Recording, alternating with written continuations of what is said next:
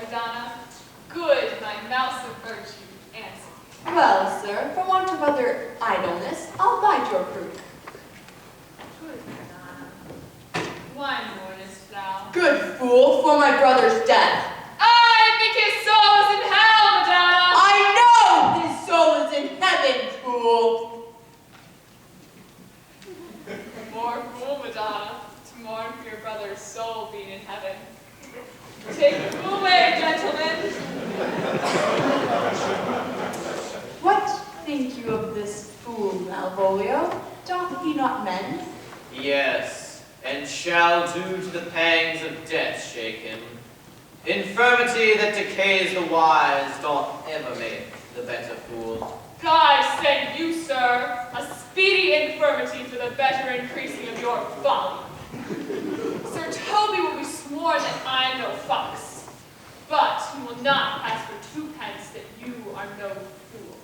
How say you to that, Malvolio? I marvel your ladyship takes delight in such a barren rascal.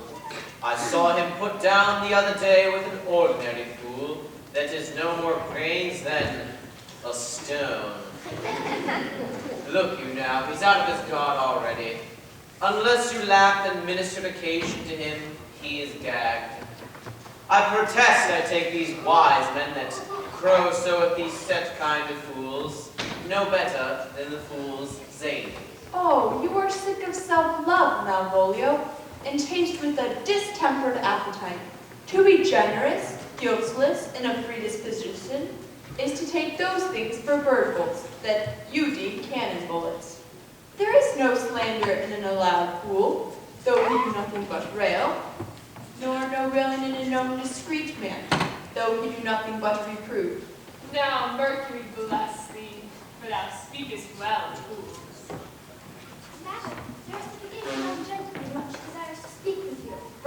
Torsino, is it? I know not, madam. 'Tis a very young gentleman, and well attended. Who of my people hold him in delay? Sir Toby, madam, your kinsman.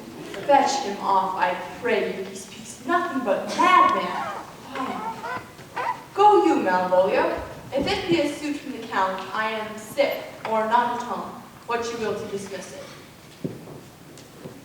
Now you see, sir, how your fooling grows old, and people dislike it.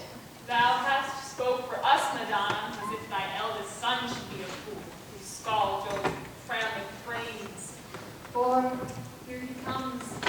One of thy kin has a most weak Diamante. By mine honor, half drunk. What is he at the gate, cousin? A gentleman. A gentleman. What gentleman? 'Tis a gentleman here. Who plague on these pickled herring. How now, sot? Good, Sir Toby. Cousin, how have you come so early by this lethargy? Lechery? I defy lechery. There is one at the gate. Aye, Mary, what is he? Let him be the devil, and he will. That's all one. Give me faith, say I.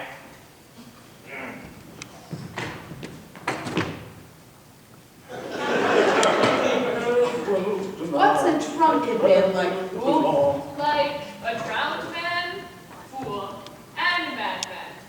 One draught of heat makes him a fool, the second mads him, and the third drowns him. Go thou, and seek the coroner, and let him sit on my cuz, for he is in the 3rd degree of drink. He's drowned. Go look after him. He is but mad yet, Madonna, and the fool shall look to the madman. Madam, yon young fellow swears he will speak with thee. I told him you were sick. He takes it upon himself to know that much, and therefore comes to speak with you. I told him you were asleep. He seems to have a foreknowledge of that too, and therefore comes to speak with you. What is to be said to him, lady? He is fortified against any denial. Tell him he shall not speak with me. He has been told so, and he says he'll stand at your door like a sheriff's post and be the supporter to a bench, but he'll speak. What kind of man is he? Why, of mankind. What manner of man is he?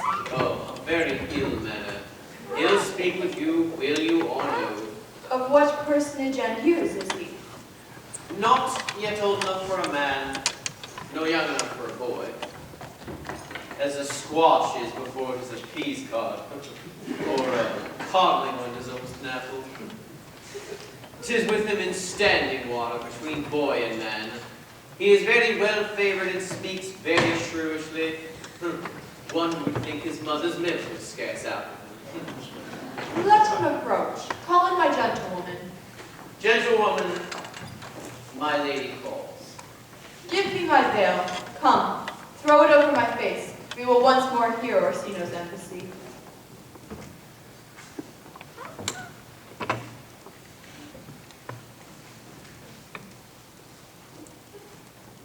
The honorable lady of the House, Which is she? speak to me. I shall answer for her. Your will. Most radiant, exquisite, and unmatchable beauty. I pray, tell me if this be the lady of the house, for I never saw her, and I would be loath to cast away my speech, for besides that it is excellently well penned, I have taken great pains to con it. Good beauties, let me sustain no scorn. I am very sensitive, even to the least sinister usage. Whence came you, sir? I can say little more than I have studied, and that question's out of my part. Good gentle one, give me modest assurance, if you be the lady of the house, that I may proceed in my speech. Are you a comedian? Oh, my profound heart. And yet, By the very fangs of malice, I swear, I am not that I play. Are you the lady of the house? If I do not usurp myself, I am. Most certain if you are she, you do usurp yourself. For what is yours to bestow, is not yours to reserve. But this is from my commission. I will on with my speech in your praise, and then show you the heart of my message. Come to what is important in it. I forgive you the praise. Alas, I took great pains to study it, and 'tis poetical. It is the more like to be feigned. I pray you keep it in. I heard you were saucy at my gates, and allowed your approach rather to wonder at you than to hear you. If you be not mad, be gone. If you have reason, be brief. It is not that time of mood with me to make one in so skipping a dialogue. Will you hoist sail, sir? There lies your way. No, good swabber, I am to hull here a little longer. Some mollification for you, giant. Sweet lady, tell me your mind. I am a messenger. Sure you have some hideous matter to deliver, when the courtesy of it is so fearful. It alone concerns your ear. I bring no overture of war, no taxation of homage.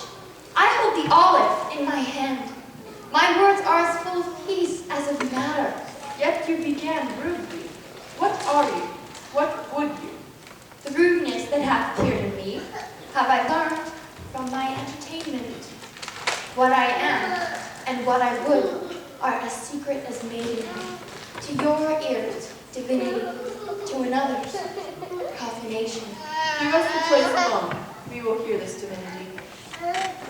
Now, sir, what is your text? Most sweet lady! A comfortable doctrine, and much may be said of it. Where lies your text? In Orsino's bosom. In his bosom. In what chapter of his bosom? To answer by the method, in the first of his heart. I have read it. It is heresy. Have you no more to say? Good madam, let me see your face. Have you any commission from your lord to negotiate with my face?